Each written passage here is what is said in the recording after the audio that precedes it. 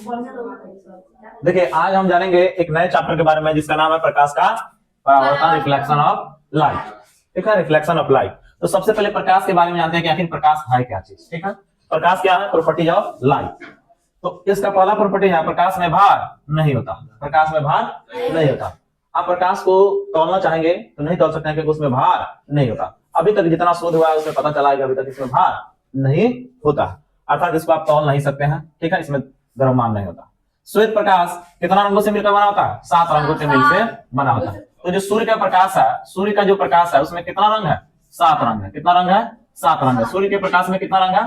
7 रंग है। प्रकाश विद्युत चुंबकीय तरंग है। ये एग्जाम में पूछा गया क्वेश्चन है।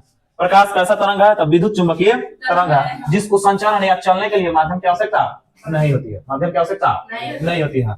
या अनुदैर्घ्य तरंग भी है। अनुदैर्घ्य तरंग जो ये तरंगे होती है जो ऊपर नीचे ऐसे ऐसे करके चलती है, इसको कौन तरंग कहते हैं?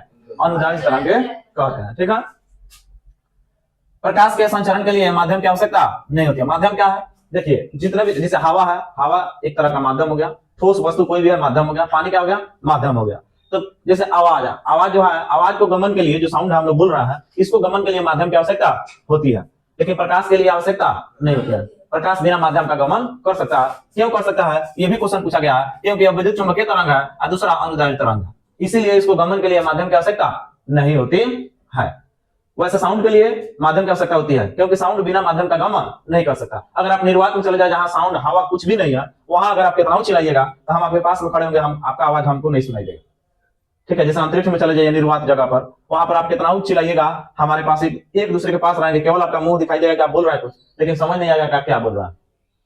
तो हवा जो है उसको गमन के लिए माध्यम की आवश्यकता है, जबकि प्रकाश के लिए नहीं है। ऐसा कैसे पता चला? अब मान लीजिए सूर्य हम लोग से लगभग 15,000 करोड़ किलोमीटर दूर है, तो 15,000 करोड़ किलोमीटर दूर होते हुए भी उसका प्रकाश हमारे पृथ्वी तक आ रहा है, जबकि सूरज और पृथ्वी की जगह में ऐसे बहुत से जगह है जहां पर हवा तक भी नहीं है, केवल निर्वात है, खाली जगह है। ठीक है, खाली जगह को क्या कहा जाता है? निर्वात कहा जाता है, एम्प्टी कहा जाता है। तो वहां कुछ भी नहीं है, हवा तक भी नहीं है, फिर भी प्रकाश वहां तक हमारे पार करते हुए पृथ्वी तक आ जा रहा है। इसलिए प्रकाश के गमन के लिए माध्यम की आवश्यकता नहीं होती है। माध्यम क्या हो गया? कोई भी ठोस वस्तु, ठीक है, कोई भी ठोस, द्रव और गैस को जो है ये सब क्या कहलाएंगे? एक तरह का माध्यम का लाएंगे। ठीक है, एक तरह का माध्यम, जैसे लकड़ी आपका माध्यम हो गया, हवा आपका माध्यम हो गया, पानी आपका क्या हो गया?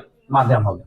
आगे सुनिए, प्रकाश को आप चाहे तो पकड़ नहीं सकते। अगर चाहे कि आप प्रकाश को पकड़ लें तो नहीं पकड़ सकते हैं। ठीक है, अगर यहाँ प्रकाश आ रहा, प्रकाश को आप चाहिए पकड़कर मुट्ठी में बंद करके ले जाने के लिए तो नहीं ले जा सकते हैं, लेकिन कुछ पदार्थों को जो है जिसको ले जा सकते हैं। अब ये भी क्वेश्चन उठता है कि आप प्रकाश को क्यों नहीं पकड़ सकते हैं? क्योंकि इसमें भार नहीं होता। जिसमें भार नहीं होता आप उसे पकड़ नहीं सकते हैं। हवा को पकड़ सकते हैं कि नहीं पकड़ सकते हैं? हवा को पकड़ सकते हैं कि नहीं? पकड़ सकते हैं।